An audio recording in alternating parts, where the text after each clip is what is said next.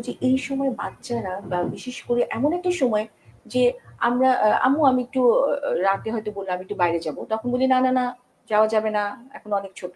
আবার সেই একই বাচ্চাটাকে আমরা বলি আ যখন ও যখন সে কোনো কিছু করতে চায় বা যখন "না, না, না তুমি এখন অনেক বড় হয়ে হুম, গেছো। হুম। এই আচরণ তো তোমাকে মানায় না।" কাজেই একই দিনে সে ছোট হয়ে যায়, একই দিনে সে বড় হয়ে যায়। এরই নাম বয়ঃসন্ধি।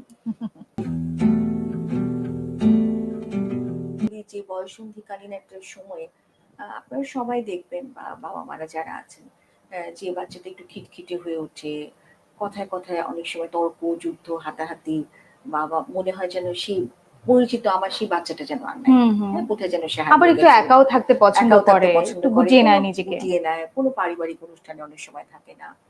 বা অনেকে একটু নিয়ম ভাঙাকে মনে করে যে খুব ক্যারিশম্যাটিক একটা বিষয়। এরই ধারাবাহিকতায় কেউ অনেক সময় মাদকাসক্তও হয়ে যেতে পারে।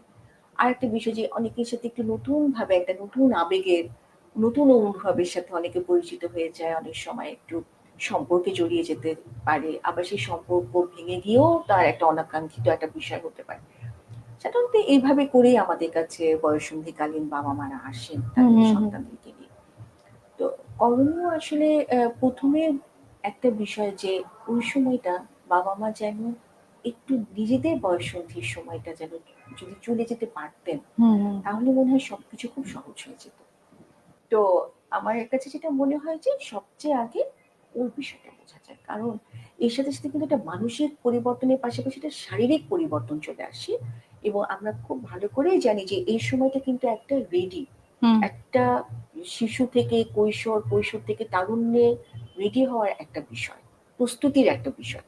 এবং এই সময় নতুন করে কিন্তু একটা মানুষের জীবনে, মস্তিষ্কে, রক্তে এস্ট্রোজেন, প্রোজেস্টেরন মেয়েদের জন্য ও ছেলেদের জন্য টেস্টোস্টেরন আসে। কাজেই অনেক বিষয় কিন্তু এগুলোর সাথে পারিবারিক জীবন, সামাজিক জীবন, স্কুল জীবন, কলেজ জীবন, বন্ধুত্ব, আশপাশ, চারপাশ তার সাথে কিন্তু এই মানসিক যে মানসিক মানসিকতার সম্পর্ক এবং শারীরিক সম্পর্কের মিথস্ক্রিয়া সব মিলিয়ে বয়ঃসন্ধি।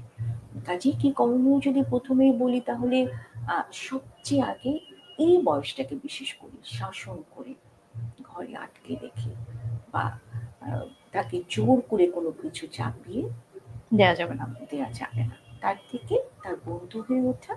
যদিও জানি এটা খুবই আসলে একটা ভীষণ বড় কঠিন কাজ। কঠিন কাজ এবং তাকে শাসন না করে তাকে বিভিন্ন ধরনের মানসিক এবং শারীরিক পরিবর্তনের পাশাপাশি তার যে নিরাপত্তা সেটা নিশ্চিত করা এবং তার সাথে বিভিন্ন নৈতিকতার বিষয়, বিভিন্ন ধরনের মানসিক শারীরিক বিভিন্ন বিষয়গুলো তাকে জানানো।